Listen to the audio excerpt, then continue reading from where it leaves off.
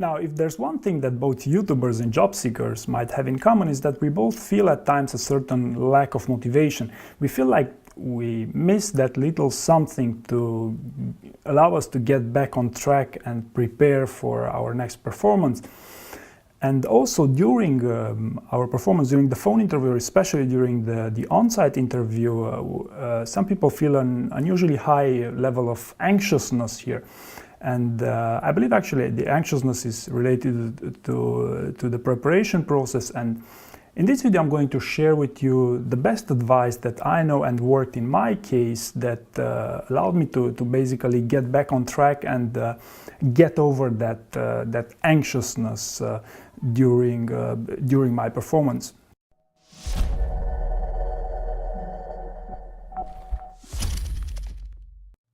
So the first and probably the most important piece of advice that I could give you here is to keep the important people in your life around you throughout this process. I believe it's obvious that they not only can help you to stay on track, but they can also help you to determine whether you're on a good path to success, at least on a motivational level. And another great use case for these people is to actually help you a lot with the behavioral interviewing. You could basically use them as your interviewer. My second advice here would be to start exercising, and this means different things to different people, but if you're not a sports person, then you could even start some more intensive walks. For example, in my case, I try to run for 1 hour every other day during the winter and 1 hour every day during the summer. And just one more note here is that Jeff Bezos also does this quite extensively, so this might represent a good enough incentive for you to start as well.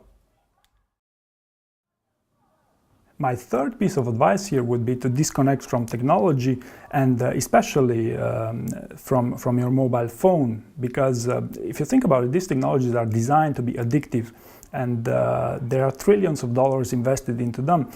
So if you can, try to put these things aside and refocus yourself in what matters to you in the preparation process.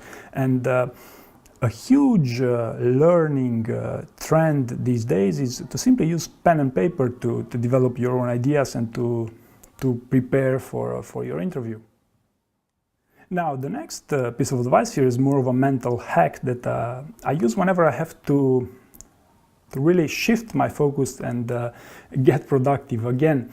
And it's basically like this. You take a deep breath, and then you count from 5, 4, 3, 2, 1.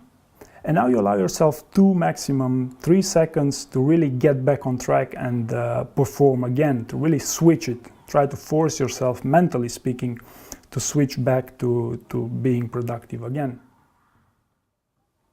And number 5 here would be to be strategic in your preparation process. Invest your time wisely here, because if you usually have 2 weeks to prepare for both the phone interview and or the loop.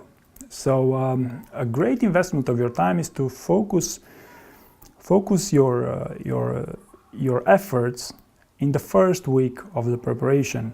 First, you should know what you should prepare, but then actually prepare for the interviewing in the first week, not the second week. Why I'm saying this? Because more often than not, there's that lack of motivation coming in after a few days. And if you have time, if this comes, let's say after the first week, then you have 2 or 3 days to do nothing, basically, and just prepare a bit more just a few days before the interview, and you'll be fine. But if you only do this in the last week, you're not likely to be able to achieve a great level of performance. And the second reason why I'm saying this is because, especially for behavioral interviewing, many people don't realize that these things are actually quite complex. You don't have to take my word for this, you just have to look at my first videos about behavioral interviewing and the last ones. There is a huge difference in quality and in my way of thinking. So this is essentially where you have to get at, and you cannot get at in 2 days or 3 days. This must be an intensive process over a period of time. These things take time to assimilate. So this is why investing your time wisely is always a good strategy here. Now, the other weakness that many job seekers talk about, and especially the ones seeking AWS roles, is that they feel a huge amount of anxiousness during both the telephone screen and the on-site interviews. Now, let's set the record straight here. If someone tells you that they are not anxious during an interview, they are most likely lying to you. And I know this myself because I have lots of previous experience with these things, and I know in the beginning it took me quite a lot of time to motivate myself to even shoot these YouTube videos. Nowadays, I feel more like I've been investing too much into this to feel anxious anymore. So this is more like of a trend, and you might have understood here that it's a matter of practice. So for example, if you can practice behavioral interviewing for 4 hours in front of a mirror every day for 4 or 5 days, I can guarantee you the level of anxiousness will significantly decrease here. Also, the same applies if you could do behavioral interviewing with a friend, and simply speaking your answers out loud will help you to lower your level of anxiousness here. Now, there's also another hack that I wanted to talk about here with respect to anxiousness that worked in my case, would simply be to raise your sugar levels temporarily, that is to eat a bit of chocolate.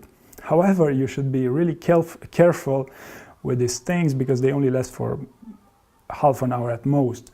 So this could be an idea for a phone interview, but definitely not for the on-site interview. So anyway, you know what I mean here. And finally, let me share with you a very interesting habit of a successful Amazon candidate.